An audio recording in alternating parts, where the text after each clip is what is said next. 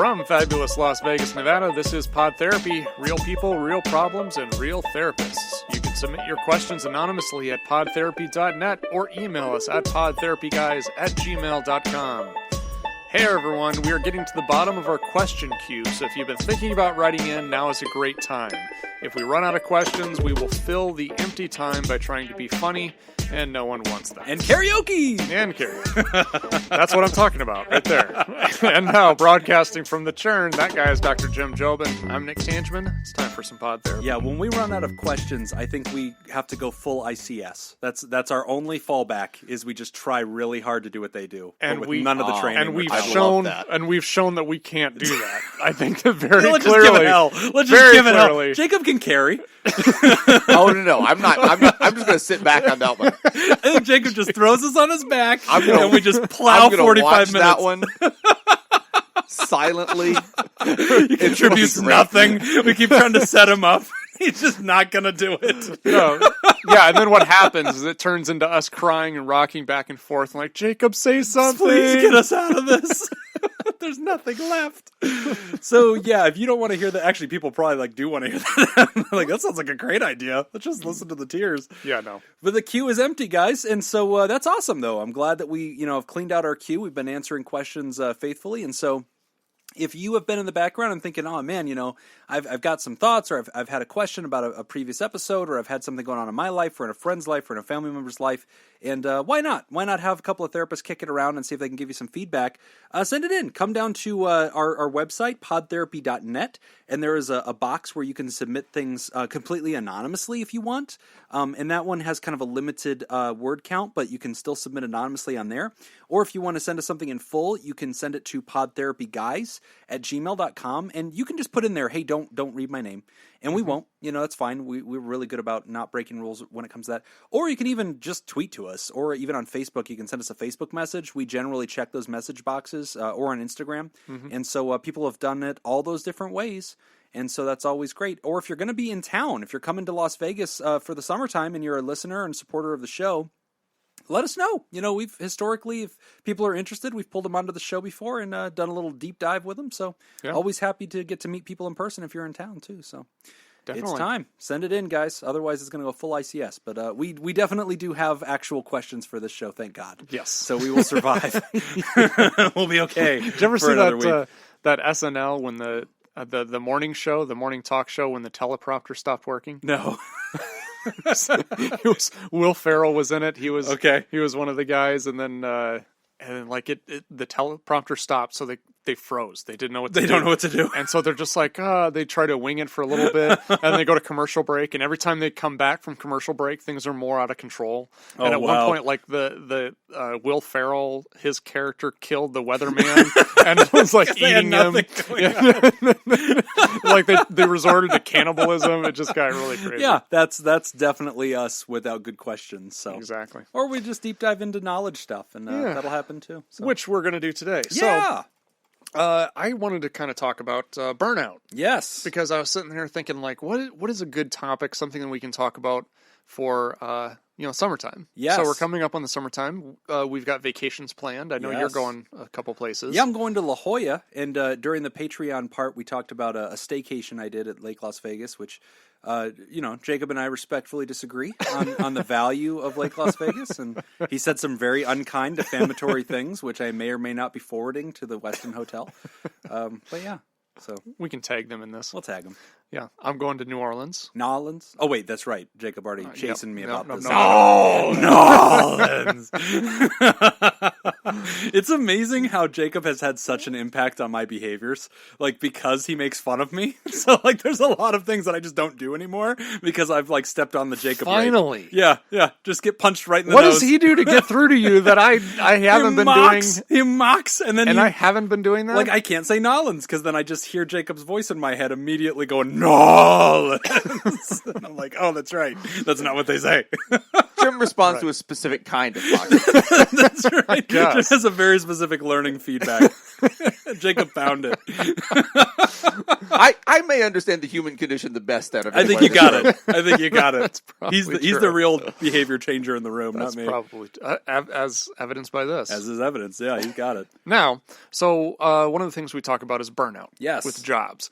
So I actually happened to come across a YouTube video Oh, cool. by Dr. Tracy Marks, Marks. Okay. And it's really interesting. She talks about burnout, but also she kind of talks about the difference between burnout and depression. Oh, wow. Because sometimes she's a psychiatrist. Okay. So sometimes people mistake the two. I do. They I think know. I they're- always confuse those. Yeah, feeling like they're suffering from depression when really it's burnout, and vice versa. So I really encourage you to take a good look at. Yeah, we'll put it in the find episode that, yeah, description. find Yeah. that video. Click the It's episode really good. description of this episode, and you can see the link. Yeah, and she kind of talks about the 3 components of burnout. So she identifies it as exhaustion, mostly like emotional exhaustion, cynicism, and inefficacy. Inefficacy. Okay. Right. So with like the cynicism, she kind of talks about depersonalization, and that's like one of the biggest things that kind of separates it from depression, essentially. Depersonalization. So, yeah. So feeling detached from yourself, feeling like you're just kind of going through the motions, Okay. things like that. So that is a component with depression, but it's not the primary component. So of she's depression. saying, while that's similar to depression, when she talks about burnout, she's talking about professional or Right. life burnout. Because you could get burned out at home, even if you're a stay-at-home She's specifically parent. talking about work. Okay, so she's saying Right. when you're going through the routines, it's become monotonous. She says you actually depersonalize, Right. which feels like your humanity is no longer engaged in this project. You're a machine. Right. Oh, wow. And that kind of feeds into that component of cynicism. Cynicism, jaded, just I don't care anymore. What's the Right. point? I no longer believe in the mission. Yeah, Wow. exactly. So, yeah, it's really kind of interesting. So it kind of made me start thinking about some of the symptoms that I identify when I start feeling burnt out, which for me, my current job. Hey, wait, can I guess them? I think I know your symptoms. Okay, yes. burnout. Okay, go ahead. Actually, I think I know, because we've now worked at 3 different jobs together. Right. And I think I know exactly what happens to you whenever you get if, stressed. if I can remember them, because in my current job, I have got the best job ever. Yeah. I love my job. Yeah, I it's been never too want to leave long. it. Yeah, that's so funny. That's how I feel about private practice too. Is now it's like I love the people I get to work with. So like I don't have colleagues anymore, or like anybody that can make me mad. Okay, so having worked at 3 different jobs, at least with you, when I've seen you get really stressed and overwhelmed, you eat. You eat your feelings. Like I have seen you do that. Like one day I'll see you come in and you'll have like a rice cake that you are like sprinkling a touch of salt on and then eating with some water. And then after a bad day, I'll be like, Jim, let's go to Sonic. And I'm like, whoa, are you okay? You're like, yeah, it's fine. Just get in the car. Yeah, when I walk in the morning with a box of Dunkin' Donuts. Yes, yeah, and like a mocha frappuccino, and I'm like, dude, are you okay? And you're like, I don't want to talk. Like, you just go in and like the door closes behind you. Like, I know, just okay, give him like the morning to like sort himself out. When I'm yelling down the hallway, I need a bag of marshmallows, stat. Give me a marshmallow, put them in my mouth, and rub my throat. Okay, so that's one of your burnout coping mechanisms, I would say. I think that's one. I don't know, like other ones I've seen you do. Definitely the you will take in a lot of calories. That's obviously there. I don't know. I don't know if I have a lot of other obvious warning flags that you're burned out. That's one. I've definitely seen. I think the other thing to me too is you can tell just by looking at my desk. Oh yeah, you've brought this up before. Yeah, my desk is a physical representation of my mind and my emotional state. So if my desk is messy and there's just stuff all over the place, Right. That's a bad sign. That's bad. Yeah, if things you're are getting out of disorganized. control. Yeah, that's true. That is true. That's funny. That is true. Yeah, you walk into your office and like if everything's all over the place, it's just like step back quietly and just come back when he's ready. So I'm trying to think of things that I've noticed in you, and I honestly don't. I'm unchecked. I'm flackable. Like I don't ever have. I was going to go the burnout. other way and say you're never not burnt out. Yeah, just it's like the Hulk. He's just always that way. What's the trick? I'm just always burned out. Yeah. No, just unshakable, Nick. I'm just always cool as a cucumber. There are some tips. I came across these tips from mindtools.com. Okay. And this isn't really a complete complete list, in my opinion. I think these are some good things. But launches. I've actually got some other ideas that I want to add to this list. But some of the things that they have on here, they have number one, working with a purpose, which I think is important. So, having some kind of drive, something that you have to understand why you're doing what you're doing, and that and the work that you're doing is paying off. Right. And sometimes that has to do with cognitive reframing, right? Yes. You kind of have to reframe what you do, and you have to look at the bigger picture of things. So like if I'm in a cubicle and I'm just punching numbers into a computer, sometimes it's hard to find the purpose. So maybe having some way of reminding yourself, like I'm one piece of a larger picture. By me doing this, I support the entire agency and what we're trying to do. Locate yourself in the larger story. Gosh, that's a really good point. Because sometimes, like, you get, like, your world shrinks down to your personal tasks, and they do become monotonous, and you're like, what is this? And, like, failing to see that you're part of this bigger story, this bigger project, which has its own mission, that I could see becoming, like, huge for burnout. Number two, perform a job analysis. Okay. So they have a tool on their website, and the website again is mindtools.com. So if you perform a job analysis, it's basically this way of kind of assessing your work and your job and finding ways of making adjustments to make it more efficient. Oh, okay. Number three, giving to others. Huh. So bringing that into your workplace, doing something that you can do to help other people. And we've actually talked about this as a way to kind of help dealing with depressed emotions and stuff like that. Finding some way of helping somebody else can help you. That's actually true. And I know that in our world, I mean, when we've partnered together and worked on different projects, that was always something I think that would be nice, is like one of us would walk into the other guy's office and just be like, hey, what are you up to? What can I grab a piece of or whatever? And like, even if you're burned out, because it's nice to get out of your own job every once in a while and like jump into somebody else's sandbox, even if you still have a full sandbox, I think it's refreshing because it's like, okay, let me help my colleague. That's still technically within my scope. It's like technically something my bosses would want me to do and is good for the organization, but it's refreshing because at least I'm out of my own thing and I'm creating something of favoritism in this other person. Like they're grateful I was there. Right. And you can even do things not work related, like bringing in a snack tray or something, setting in the break room, you know, doing something like that. That's a great idea. Yeah. Number four, this one I really like, take control. So one of the biggest issues that people have with burnout is a lack of autonomy. Okay.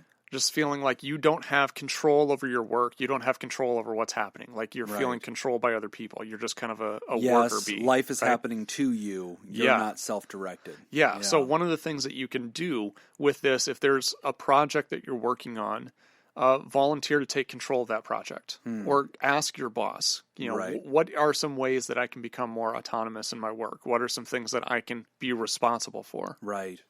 So. Now, let me ask you this, though. Whenever we think about autonomy and we think about, like, taking control, and some of what we're describing is, like, things you can do at the job, which I think is an interesting point that you're making, right? Because I think if we talked about burnout, a lot of people would expect us to say, the solution to burnout, the solution to feeling like you're ground up by this job is to evacuate, right? Like to get out of the job or like to leave and go do these other things. And that might be part of the recipe. But so far, it's I think, interesting anyway and noteworthy that so far the tips we're hearing have to do with what you can do in your ecosystem to like change the experience of work, because work is sort of inevitable. Like we're not going to like relieve the symptoms by taking that away. We're going to create space where you can do this a little differently. And so that's interesting when you talk about control. I think when I get on LinkedIn, sometimes I get like, there's so much toxic stuff on LinkedIn. And everybody's like, people don't leave jobs, they leave bosses. And like, it's just a place where people mostly just passive-aggressively rant. Like, I see a lot of that. And I'm just Why is it that every social site turns into that? Yeah, it's weird. Even says LinkedIn. Something about society, I think. But LinkedIn is like that. Jim just does racist rants on all of them. That's all I do. Yeah, all the social media platforms I do, including LinkedIn. Is this just places for me to passively throw out racism? This is why Jake Wiskersion from the last show is no longer on Twitter, isn't it? Yeah, that's what it is. Yeah, I would just say that. A lot of like white slurs at him, and he just got sick of it. You know. I've gotten so good at curating my social media. Have you? How do you do that? My personal social media, not like ICS stuff. But my personal stuff. if you post something that I don't like, and this is absolutely forming a bubble. Okay. And I'm fully aware of this. I know what I'm doing. Yeah. But like you post something political, Yeah. or something that is upsetting in a severe way. So like people will post usually with good intentions. They'll post pictures of like maimed animals or something. Yeah. And, to prevent animal cruelty. I don't give a shit I don't care why you're doing it. I don't want to be scrolling down my Facebook feed and see a dog that's been like boiled or something. Right. That's horrible and upsetting. Yeah. And somebody did that the other day with you do an that abortion twice. thing. You do any of that, You're gone. So you do any of that twice, you're out. You're out. And just pull you from the herd. Okay, you brought up a good point. And I have and people are like, oh well, you have to kind of keep people around and give them. No, you don't. Yeah, you don't. And you said. Now I realize I'm kind of forming a bubble here. But not kind of. You are, yeah. It's done. But my point though is that the bubble exists anyway, right? Right. Even whether or not you create it or not, I am curating the bubble. Exactly. So you're just taking control of a bubble that already exists. Right. That's true. It's interesting because when we think about burnout, we're thinking about work burnout. But like what Jacob's talking about is burnout on your social media or burnout of anybody, where it does become monotonous. You do become cynical. You don't enjoy it anymore. And it's just provocative. And it's like, okay, no, you cultivate it, which goes back to your point, take control. And so essentially that's what Jacob's talking about is he took control of that area of life, which is interesting because a lot of people, like I know Matt on ICS has talked about this before, how part of his career, part of his jobs in life is to calm the internet, right? And to go through, different things that are happening in pop culture and to, utilize that content to, forward the goals of whatever he's working toward. And like, God, that would be... Oh, that sounds painful, man. At some point, that's hard, right? Because how do you cultivate that? How do you bubbleize that? You can't. He has a good rule, though. We've talked about it on Ice Cream Social a few times, which Okay. is don't say something on someone else's social media that you wouldn't say while you're standing in that person's living room. Wow. It's a good rule. A good rule. That is a really good rule because it goes back to your thing, like the boiling dogs thing. You wouldn't just say, "Hey, bro, check this out," right? And like shove that in. I brought you a face. Polaroid of a boiled dog. Yeah. So the other day on my feed, I saw something about abortion, and like that's fine. Like, okay, articles about abortion. Huge image of like late term abortion, just right there on the Facebook feed. Like my kid is sitting right next to me, and I'm like, dude, what the hell? Yeah, I'm good. Yeah, and I'm real good. See, this is where I poorly cultivate my stuff because through the journey of my life, I have a lot of religious people on my feeds, and so like I get a lot of that kind of stuff. Right away, blocked. You gotta go. No, you could put something religious and I can see a religious thing on my feed, and that's fine. All right. If you're being an asshole, you're taking it really I don't care far. what the topic is. If you're being an asshole about it, you're probably not going to be on my personal feed anymore. But who is going through their Facebook, seeing something like that, and going, you know what? I'm going to write my governor. Like, no, you're not. Like, you're just horrified. Like, nobody's opinion gets changed because of this junk. Right. It's gross. Number 5. Back to burnout at job. Number 5 is something that I've done. It has helped amazingly well, and it's something I have been on you about doing for the longest time. Wow, shaving my beard? No. Oh. I'm really glad that B word was beard. Exercising regularly. Okay. Go on. My wife called me out on this the other day, too. Tons of research supporting that. Yeah, that's great. I've said all I need to say on that one. Yes, you Number have. 6, learn to manage stress, which that's number 6 on their list. I think that's, you could probably go into a lot more detail. That's pretty broad. Right. Now, there are some things that I thought would be really important to put on this list that weren't. Number 1, I think delegating and building a team. Yeah. So understanding what things you can pass on to other people. And I always thought that this was a problem because that was always my biggest thing is I never wanted to delegate because I saw it as my role, my job. Weakness. This is what I need to do. Yeah, right? That's true. But I went to a training and somebody had brought out this point to me and said, no, it's not about you. It's about training them to step up and do a better job. You have to give people the opportunity to grow. You're kind of empowering them. Another really important thing, scheduling your free time. We always talk about scheduling things that are important, like jobs and all this stuff that we have to do. Right. Schedule your free time. You really? have to be able to write that in. I feel, okay, got it. Create vacancies. Yes. But not necessarily like, because I get a big debate with my wife about this. When we go on vacation, she's like, okay, at 1 p.m. on Saturday, we're going to go down the tour, and then at 2 p.m. we're going to be at the aquarium. Vacation itinerary. Yeah, here's your vacation itinerary. And I'm like, F this. Like, I don't want any of this. Like, I want to just go and sit on the beach and do nothing. Right. So, okay, so that's not what you're saying. You're saying I'm talking like create space. From 7 to 9 tonight, that is my time, and that's going to be my free time. I'll do with it what time, I want, blank. but Yep. I'm not necessarily. Okay, Absolutely. got it. Another really cool thing that I've learned about, too, detailing your out-of-the-office automatic email response. Okay. So everybody has these out-of-office responses. When you're out of the office, you have this blank thing that says, I'm out of the office until blank to blank. Yeah. Bye. Yeah. Right?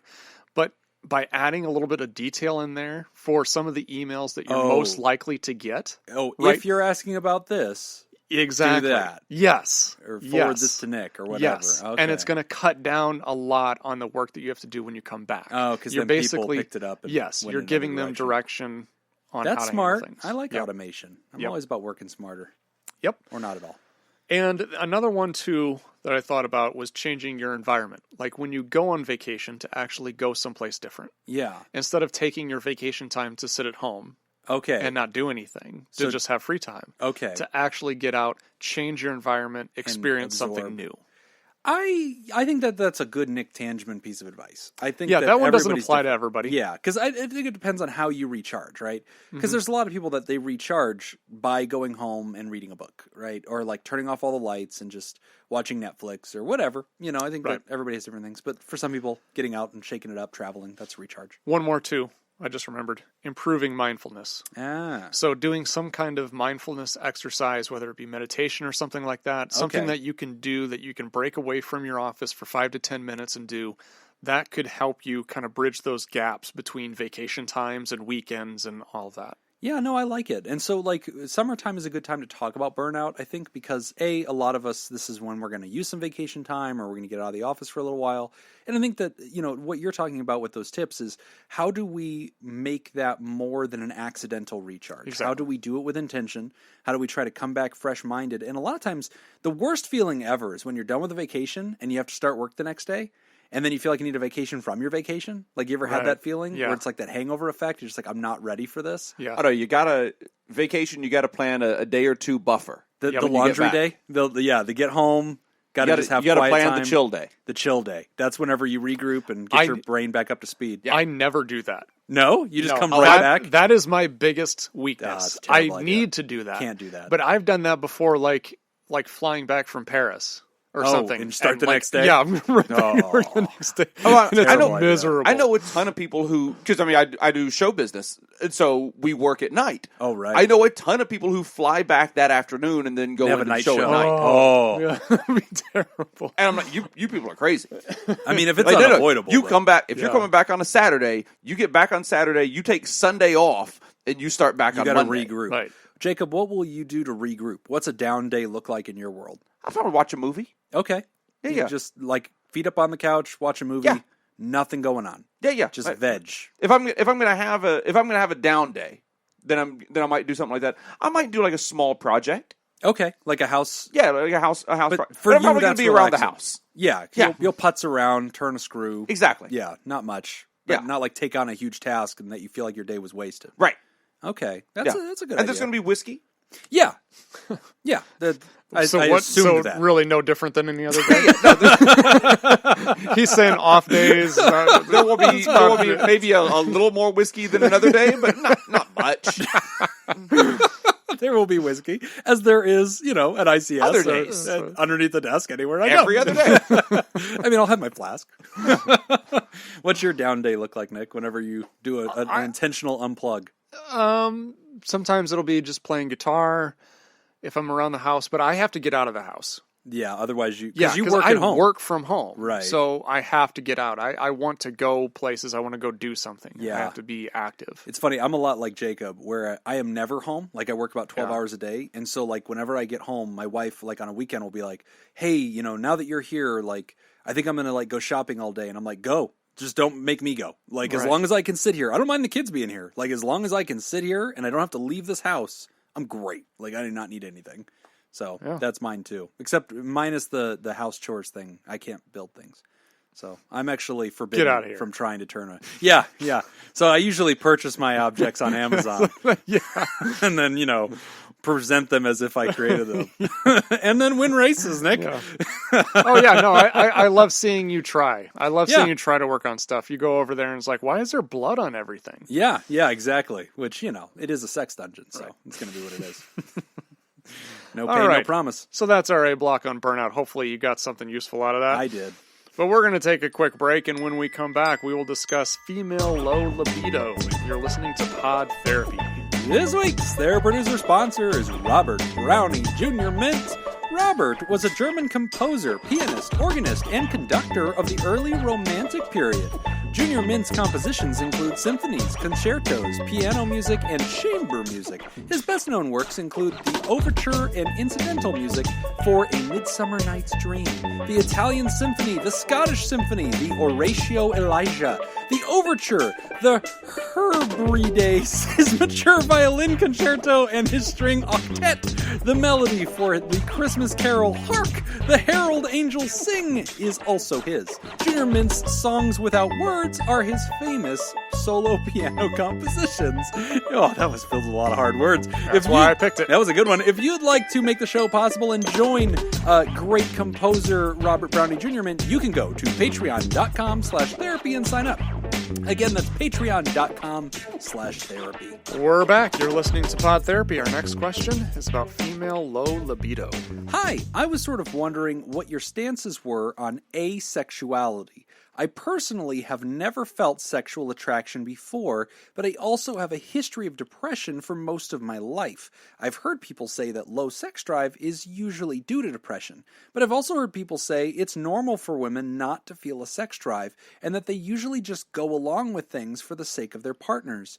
Do you think this is something to get help for? Is it normal? Or just some sort of orientation to the subject? Thank you, Zoe.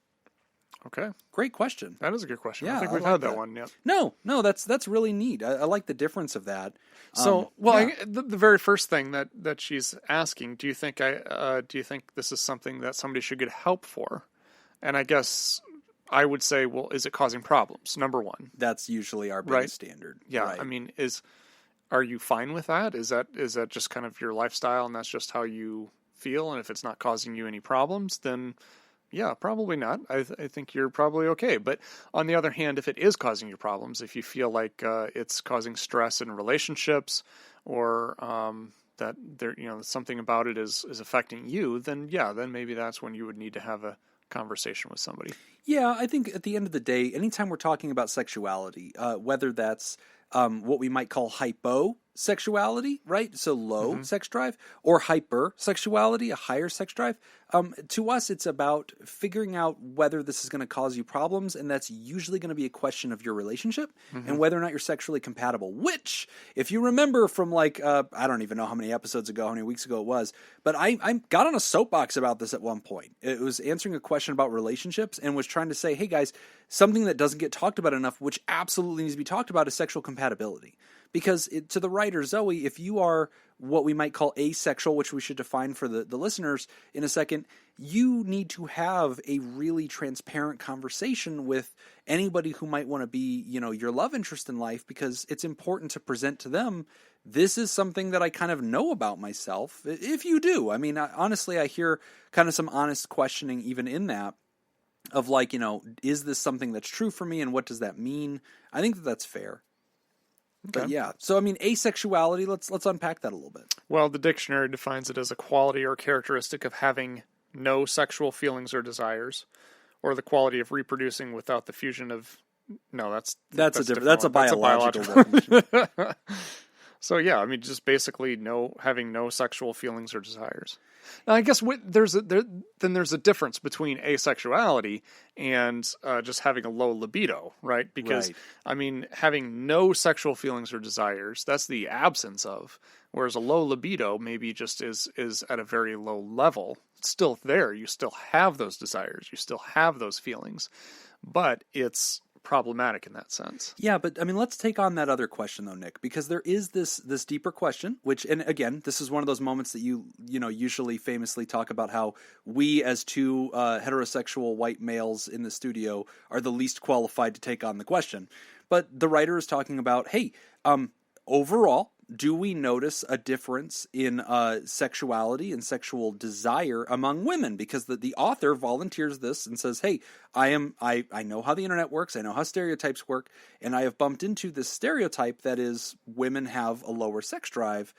Is that something that we could speak to and say that we've seen, or is this completely, out of left field, not true at all, never seen this before in my life? So in the DSM-5, they have an entire section which has to do with sexual dysfunctions, right? And so a lot of people don't know that. They think that, whenever you're having any kind of sexual issue, that you need to probably go to a urologist or, your gynecologist, that it's entirely a hardware issue. But that's not true.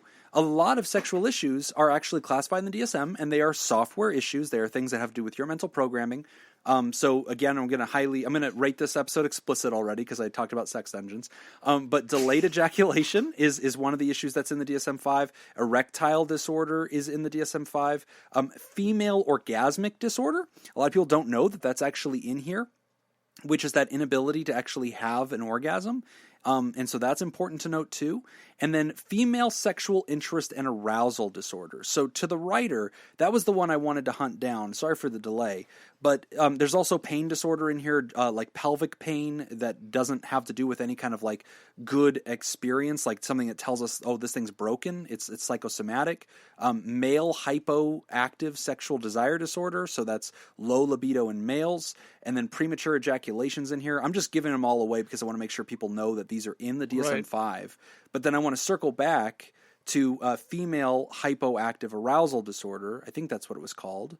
And I want to kind of just share for the listener kind of what these criteria are that we're talking about with that. So there's a male one and then there's a female one. And even as I present this to you, I think the listener will understand why this is debatable, like why this is something that there was a big debate in our profession about. So it is 302.72, female sexual interest or arousal disorder.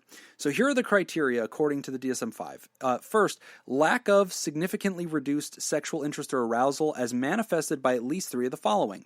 Absent or reduced interest in sex, absent or reduced sexual or erotic thoughts or fantasies, no reduced initiation of sexual activity, typically unreceptive to partner's advances, absent or reduced sexual excitement or pleasure during sexual activity, absent or reduced sexual interest or arousal in response to any internal or external sexual stimuli, absent or reduced genital or non-genital sensations during sexual activity. And then it just kind of unpacks that a little bit deeper as far as like the sexual dysfunction is not better explained by a substance or anything like that. Right. So what's interesting about this is when this was being debated during the construction of the DSM-5, there was a big debate about that because they were saying, hey, careful, you're about to pathologize not having sexual interest. You're going to call that a disorder. Right. And that's going to mess up a lot of relationships because they're going to come out and say, hey, there's something wrong with you. You have a disorder as mentioned in the DSM-5. Which has been an ongoing issue with every revision of the DSM. Right? I mean, going all the way back to homosexuality at one point was listed as a disorder. I want to say it was in there as early as the DSM-3. Yeah. And then DSM-4, they got rid of it. Right. And recently, the World Health Organization also started to take on some of the stuff and got rid of trans as a disorder. But to the writer's question, the reason I wanted to unpack that like officially with the real like written word of the DSM is because the writer's question is asking us, is this a problem? Like, is asexuality a valid lifestyle thing? Is this just who I am? Or do I have a problem? Or is this a symptom of depression? So, candid answer to Zoe. Is it a symptom of depression? Yes. Could be. It can be a corollary with depression. I would doubt that in your case, because you're talking about lifelong depression and lifelong low sexual arousal. When both have coexisted for that long, I don't usually tie them together. I usually start to conclude this might just be how you're wired. You just might have low libido. And you have depression, which, by the way, we want you to treat. But like low libido is just like a real thing. Right. That's not. I've never been on board with calling that a disorder. I've just never felt that that's very fair, especially when we're talking about something that's been in existence for a long, long time, right? Like if you usually have a sexual baseline of a 7 out of 10, and over the last 6 months you've noticed that you're at a 3 out of 10, and it's causing despair in your relationships and a clinically significant amount of distress, then I'd be comfortable having a conversation with that person, not about them, without them, in which they tell me this, and I might feel comfortable identifying that this is female arousal disorder, right? But in Zoe's case, I don't know that I feel comfortable going to that direction, but I do feel comfortable with the concept of asexuality, which to me is a statement of your truth. Like if you are bisexual, that is a statement of your sexual orientation. If you are hypersexual, I see that as a statement of your sexual orientation. If you are pansexual, I see that as a statement of your sexual orientation. Asexual to me, and what I've seen it used in context, and I think that Dr. Steelman talks about this on the episode in May that we had her on, asexuality is an absence of sexual orientation. It is just non-participant. It is just, I don't have much drive in any direction toward any being. And to me, I think that's entirely valid. There's nothing wrong with you. I don't want to say that that's caused by depression. I don't want to say that that's a female characteristic because I don't know that it is. I think that is your personal characteristic, and there's absolutely nothing wrong about that. But self-awareness is the key. Yeah. So, I ultimately, I think it just kind of boils down to, each individual has to determine for themselves whether or not it's a problem. Right? Is it causing clinically significant amount of distress? Yeah. If so, it sounds like you're saying that it's highly unlikely, or it's not, I don't want to say highly unlikely. It's unlikely that it may be related to the depression. But how would it, let's just say hypothetically for Zoe, let's say, yes, it's a problem. It's causing me issues in my relationships. I feel like I can't sustain a relationship. What should I do? Is it something that you can treat? Is it something that you can go in and work with a therapist on? It is a very tricky tightrope to walk, right? Because I want to honor the sovereignty of Zoe. And so if she came, let's say Zoe's, I don't think that Zoe says so in this, but let's say Zoe's heterosexual, and let's say that she's married to Jack. And so Jack and Zoe come in, and they're saying, "Hi, we've been married for 3 years. Our sex is very low. It's never really happening." And Zoe presents to me that she's been depressed for a long time, and also is suspicious that maybe she's asexual. Let's say I hear the story in that context. That's a very tricky one for me, right? Because on one hand, I want to address the problem as long as Zoe sees it as a problem. Right. But if Zoe sees this as, this is who I honestly with all my heart am, it becomes a problem for the relationship where Jack looks at that and says, fix her. And I look at that and say, I don't know that I can because they're wired this way. And this becomes a problem where now I'm calling something wrong when this might just who you naturally are. Right. And then it becomes a deeper question of, okay, are you guys compatible now? And like, it would be unfair for Zoe to say, well, you're not allowed to leave me, and we're not going to change the rules of this relationship. You're stuck with me. This is it. You signed up for A, but it turned out to be B. It's a bait and switch. It is what it is. That's not fair to Jack, right? And so, like, I think I would become more of a couples counselor of helping them renegotiate how Jack's needs still get to be valid and get to be met, and how we don't have to necessarily make Zoe, who's a square peg, fit into a round hole. Right. I just feel like that. I believe in authenticity. I believe in sovereignty. So to Zoe, if this is something that didn't used to be this, but now it is, that's something that shows us that it can change. If it's causing a clinically significant amount of distress, which means you're having bad relationships and you wish this was different, then that's something you can be treated for. And so the way that you would look for that is, I would honestly tell you to go look for a sex therapist, which honestly is a little bit different to find than you're going to find in the general population of therapists. They might identify as a sex therapist, but generally I point people toward the directory on AASECT, which is AASECT. And that's a great website, AASECT. It has a directory of therapists in your area. And if you can find an AASECT-approved therapist, they might have a lot more advanced training when it comes to addressing things like libido and techniques that can honor your authenticity and who you actually are, and also your desire to work with and change your own sexuality. Right. In a way that is healthy and honors who you really are. So it's a very tricky situation, Nick. And, it was a really detailed question there. I appreciate the honesty. I think it's a really good one. I wish, it's not a light switch kind of problem where it's like depressed, not depressed. It's a situation where we're navigating identity and desire. And that is just really intrinsic. So it's a really complicated one. Yeah. Great question, Zoe. Great. Thanks for writing in. All right, we're going to take a quick break, and when we come back, we discuss Gen-Xers and mental health. You're listening to Pod Therapy. This week's Therapy Producer sponsor is Kayla Lansbury. Kayla was the First Lady of the United States from 1809 to 1817. She was noted for holding Washington social functions in which she invited members of both political parties, essentially spearheading the concept of bipartisan cooperation, albeit before that term was in use in the United States. I have a guess as to who she is, and I don't even know the dates. Go ahead. I know Jacob, exactly who she is. You think you know who she is? I think that she's There's only one person she can be. Is she Abraham Lincoln's wife? No. Who the hell is she? It's FDR's wife. No. Oh, that's way too late, dude. 1809. I didn't listen to the dates. I just listened to the. I listened to the time period. That's Eleanor Roosevelt, isn't it? No. So 1809. Yes. Dude, that is early. Yes. That's got to be like Jefferson's wife. No. That's got to be. Hold on. It's before term limits. That's why I thought FDR. It is before term limits. Is it? Oh, now we got to get this.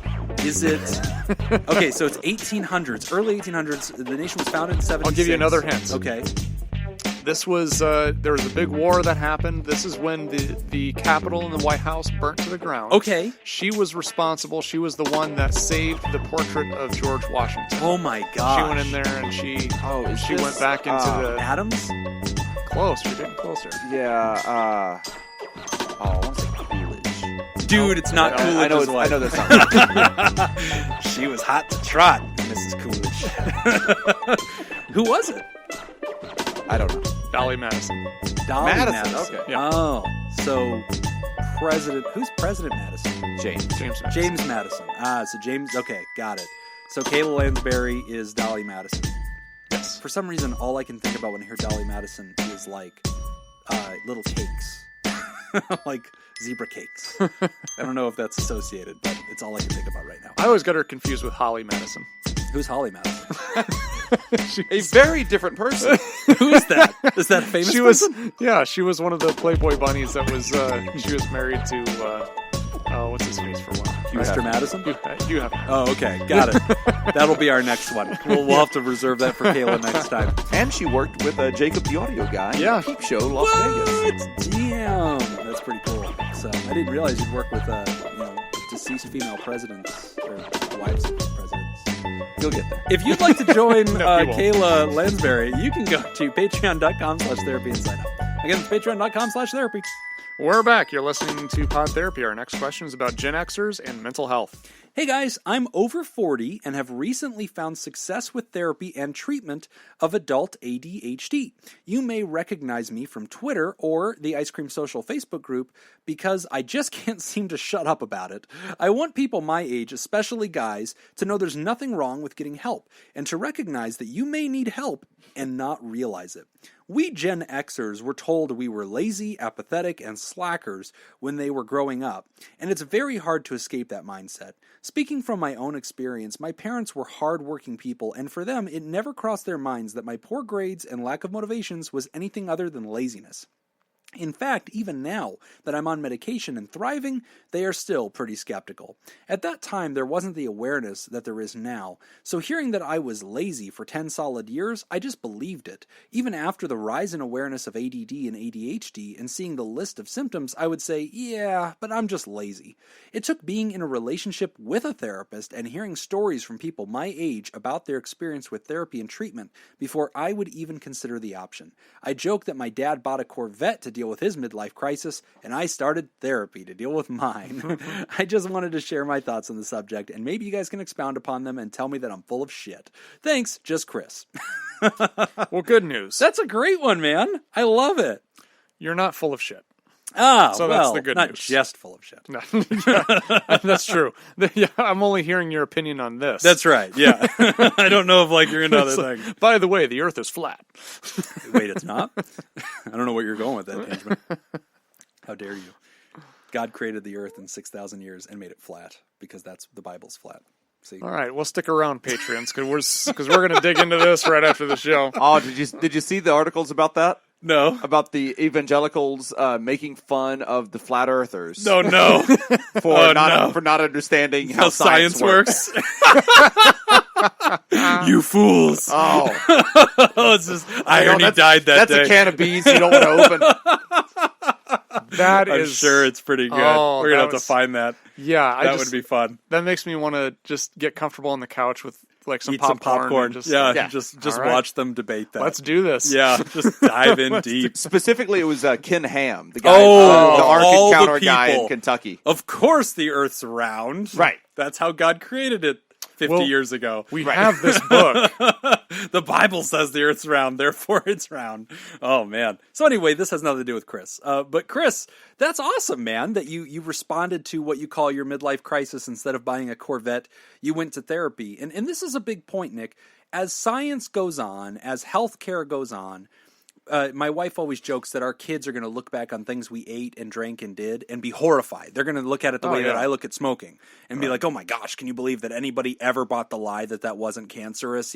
And so as time goes on, we become more aware of things that at the time we were completely ignorant about. And that kind of sounds like that's what's happened to Chris. Yeah, and also I think it says a lot to things that we attribute to personal flaws or personal characteristics.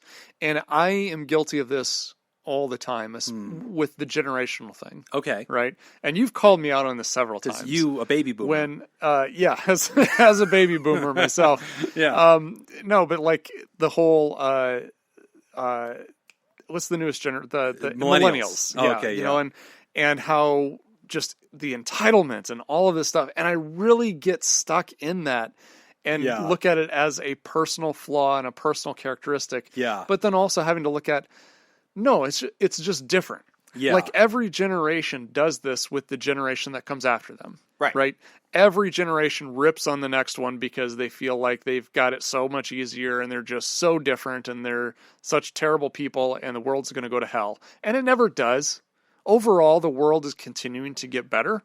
Yeah. By a lot of different statistics and stats and things that we look at, by all different measures, the world is getting better. Yeah, but to your point of like how we tend to judge the next generation, and that's Chris's point. Like, yeah. And this, I really agree with this. This is a hill I will die on, and you guys have all heard me get pissy about this, but Chris is making a good point. The entire quote, Generation X, was to insult an entire generation of humanity. Right. And it was a label placed upon them by their elders for being less than. And they wanted you to get that. Like, your Generation X. There wasn't like, they weren't doing the alphabet crap back then. It was, baby boomers, why? They had a lot of kids. Okay, what do you call their kids? Failure. Generation X.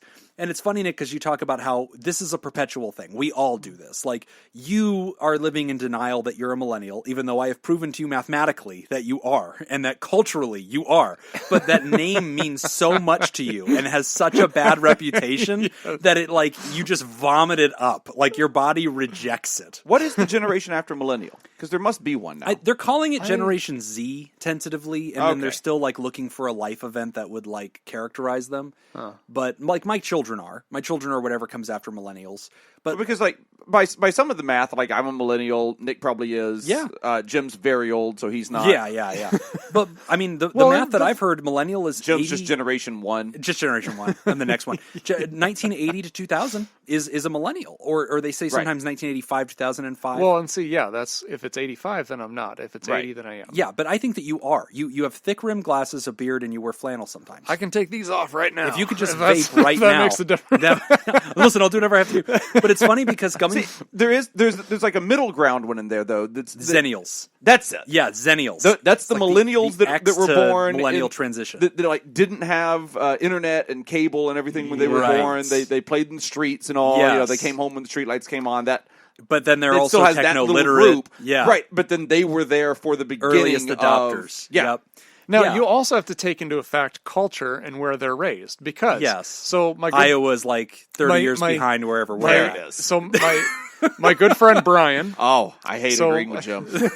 But I'm right. No, you know I'm right. I'm not agreeing with you. Hold on. Nick's like, I was born in 1980 and I grew up playing hoop and a stick. I'm not. Look, I'm not disagreeing either. Gave that can a good kick. My point here was that my friend Brian, who was on one of our episodes, the goal setting one. Yeah. Okay, so he grew up in Palm Springs. Yeah. And he's older than me by about, I think, 4 or 5 years. Okay. And we were talking about childhood and everything and all these things that we remember. And he's like, wait a minute, how do you remember that? Because that was popular. my era. Yeah. Why do you know about it? Yeah. And I said, because he grew up in California. I grew up in Iowa, so it took about 5 years to migrate to the Midwest for culture to get to the Midwest. So culturally, that's true. We're the same age. That's okay. That's an interesting point. Yes. I actually don't hate you on that. I think that you're kind of right. The concept of cultural age versus biological age. Right. I would concede that point. But I still think you're a millennial. But you said this point earlier, and this is what Chris is saying. Like, the entire label of Generation X was defamatory. And it was a time when people were saying, everybody was in agreement. Like, oh, the kids these days, blah, blah, blah. Yeah. I want to read you a quote, and I want you to just hear this and think about which generation you think this is describing. Okay? This is a quote by a person who was describing the next generation that came after them, and I want you to guess which generation this is. The children now love luxury. They have bad manners, contempt for authority. They show disrespect for elders and love chatter in place of exercise and discipline. Children are now tyrants, not the servants of their households. That could be any. Oh, this is going to be like the generation born in between 1860 and that 1880. Quote, yeah, these are the Puritans. That quote is from Plato. There you go. Plato said that. Plato said that according to Socrates in the year 469 BC. There you go. 500 years before Christ. This dude was saying the next generation's shit. They love luxury. What with their stone tablets and their wheels. They don't know what it was like. To be fair, he wasn't wrong. Yeah, no. The Athenians were well known for just being complete D-bags. But no, it's funny, right? Because Chris's point is like, in that generation, mental health was not respected. It was not talked about. Right. It was an excuse. And so your kid wasn't lazy, or your kid didn't have ADHD, that wasn't even a recognized term. And I remember growing up even, being 13, 15 years old and hearing comedians like Bill Engvall. And he was like a country comedian in the Jeff Foxworthy kind of vein. And he was talking about how somebody was asking him, I got attention deficit disorder. My teenager has attention deficit disorder. And he was like, I had that once. And they were like, once? And he's like, yeah, one day my dad was talking to me and I wasn't paying attention. I had attention deficit disorder. And he smacked me in the face and got my attention back. And the whole crowd's like, ha, ha, ha, right, kids are dumb. And obviously as a clinician, I'm horrified because I'm like, no. There's medicine. There's kids whose entire life would have looked one way, and then because we diagnosed this and treated this and helped them, they now have access to an entire different career and an entire different future because we took it seriously, we didn't minimize them. And for Chris, that didn't happen. And that's frustrating, man. Which it actually kind of ties into my big pet peeve with old school. Yes. That I have, which I always hated that when people, if somebody came in and they were interviewing for a job and they said, as a therapist, if they said they were old school, the interview was over. I'm done. I'm not hiring you. Because essentially, for there to be an old school, there has to be a new school. And why are you not in it? Yeah. Which means we've developed new, better ways, better techniques. And to say I'm old school is saying I am rejecting new information and new technology to continue to live in this other way. Great. Go ahead and do that, but you're no good to me. Right. You're not helping me out. I'm not going to hire you for this position. Yeah. I want people who are innovative, who are going to come up with new things. Right. And I'm also, I totally know the spirit in which you're saying that, because I think you and I are also very aware that there is something called ageism, and that it goes both ways, though. And that's the thing, is I don't want to see somebody in their 50s or 60s discriminated against. Oh, you mean calling somebody a baby boomer when they were born in the 80s? Yeah, nobody's crying for your broken heart, Nick. You're fine. I don't think you know what discrimination is. You called me white the other day. I'll be damned. Shut up, cracker. I don't think you know what that word means. But Jacob, what if somebody was passing you on the street and they said, "Dude, what generation are you?" What's your hot take? This is what I think is true. Gen X. You feel Gen X. Yeah. So you know what I associate Gen X with? And I don't even really know what Gen X means. Right. But that's what I grew up. It feels right. Yeah, that's what I grew up thinking. When somebody asks me describe a Gen Xer, my answer is they listen to Kiss unironically. Great. Then I am definitely Gen X. If they listen to hard rock, classic rock. Yes. And unironically, they're into it and it wasn't handed to them. They're not doing it because of good memories. The Sirius radio station in my car is currently set to a classic rock station. That's it. To me, you are a Gen Xer. As is mine. And I know that that's ridiculous because there's got to be country people and rap people and they're all Gen Xers too. But for some reason, anytime also I hear most classic rock people just hate Kiss.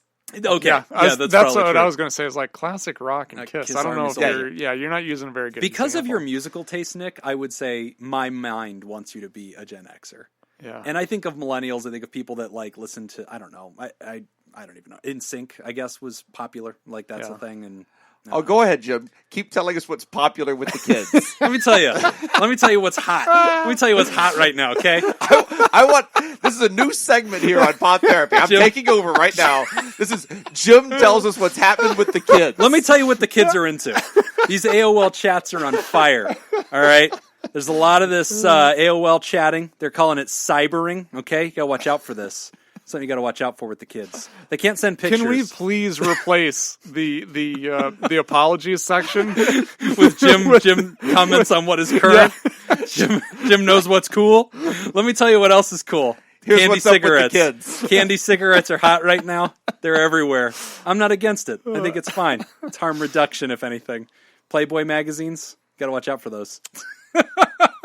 They're finding them at all the smoking shops and at your local purveyor of magazines. Found porn. Yeah. That was the thing. That was back in the day. Bush porn. Yes. Yeah. Yes, that was the thing, man. It's amazing how...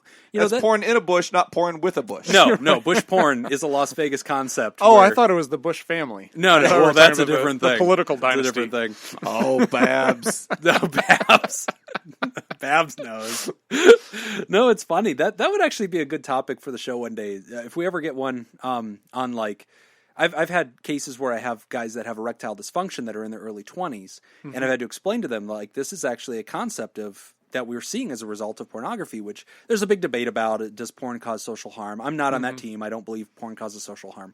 But I do believe that, yes, it does affect the wiring structure of the human brain. It's a neurology question. And it's very interesting because there's this thing called analog pornography versus digital pornography. And there's this generational gap where in previous generations they grew up with finding porn magazines, right? You went to your buddy's house, he has an older brother or an uncle, or you go into an old school barber shop and they just have it laying around, or you grew up in Las Vegas and like there was little vending machines with like the erotic dancer like magazines or whatever, and you just find one on your way home from school or whatever. And like that was a different kind of pornography than like this HD search what you want, find the rabbit trail, click the recommended videos down and down. Oh, rabbit trail porn is good rabbit stuff. Trail is hot. It's very hot right now. Another thing the kids are talking about. This is Oregon Trail porn. It's really getting there. Jim just put his finger in the air when he said that's what the kids are talking about. This is it. Eureka! I know about this next generation. But Plato talked a lot about this kind of porn too. And so, you just don't want to fall asleep at the wheel. So thanks, Chris. This is where your letter got us. What was it about? Oh, ADHD. No, I agree with that. I agree. The point is, he was undiagnosed, and that was a bad thing for his life. And I respect that he went back as an adult. And adult ADHD is a real thing. And I think the last point that I want to make here, too, is that this is a really good example of how the way we talk about something affects the way people behave towards it. Yes. So preventing him from actually getting help much earlier on in his life. Yes. Because of the stigma that was associated with it. Took a long time to get to that point. Yeah. We've talked about this same cultural point about a lot of things, like suicidality. People are like, oh, I don't want to like enable them. And we're always like, no. Let's change the context of the conversation, not from poor me pity party crap to you sound like you need help, let me point you toward helpers, right? And like taking people seriously right where they're at, giving them the benefit of the doubt, and that would have changed this dude's life. And again, Chris, we're not singing your swan song here. I mean, you're in your 40s, you're doing a great job, and the fact that you are willing to step up and get therapy I think is huge, because there is that cultural stigma, especially for men, and especially men who are older than in their 30s. A lot of men still have the remnants of that older voice inside of them that speaks from a different era that tells them, yeah, that's fine for other people, but you would never need that. Right. That's fine for other people, but you're self-reliant, you're strong. There's people in your life that you would want to get help, but you're not among them. Mm-hmm. And, for Chris to challenge that voice and say, to hell with it, let's give it a shot, right? Mm-hmm. Like, I'm in my midlife, I'm going to do something crazy, let's do this. Like, good for you, man. I love it. So I think that's tremendous. Yeah. And it gave us an opportunity to discuss platonic porn. And... which seems like every I think we have plenty of chances. It seems like every topic we talk about ends up going there for some reason. It just seems like that's always where we land. It's pre-Socratic pornography. Maybe we need to talk to somebody. I think we need to bring a philosophy major right here. Maybe we need to. Yeah. We bring another therapist on here just to work with us. All right. Thanks, Chris. Make us right. Thanks, buddy. Appreciate you very much. And we want to thank our Patreons, of course, those who support us at patreon.com/therapy. We want to thank the Elite Eight, our mysterious and shrouded Illuminati bosses. We want to thank the TheraProducers. Thank you, Smitty Scoop. Thank you, Jake Schneider. Thank you, Robert Brownie Jr. Mint. Thank you, Dolly Madison, Kayla Lansbury. Thank you, David Data Scoop, Violon, Judy Schneider, Nathan's Hot Dog Scoop, Dr. Ben Don, and ex officio board member Ellie O'Dare. And we are recording this early, so if there are any new THERAPALs or THERAPODs, we're not announcing you because we don't know yet. Yep, because we are both vacating during the month of June, doing a little bit of R&R. So, and if you would like to hear this episode uncut and unedited and enjoy our spontaneous side projects, including our book club, you can go to patreon.com/therapy and sign up. And again, thank you all for supporting mental health. That's all the time that we've got for this week's session. We want to thank our landlords, the Ice Cream Social Podcast, and thanks to those of you who contributed to our show today. We really appreciate it. Remember, Pod Therapy isn't something you should keep all to yourself. Help us reach others by opening this episode's description in your podcast app and copying and pasting the link provided into your social media. Don't forget, you can find us at facebook.com/podtherapy, on Twitter @PodTherapyGuys, and now at patreon.com/therapy. If you want to submit a question to the show, ask anonymously at podtherapy.net or email us at podtherapyguys@gmail.com. I'm Nick Tangeman. I'm Jim Jobin. Thanks, and we'll see you for your appointment next week.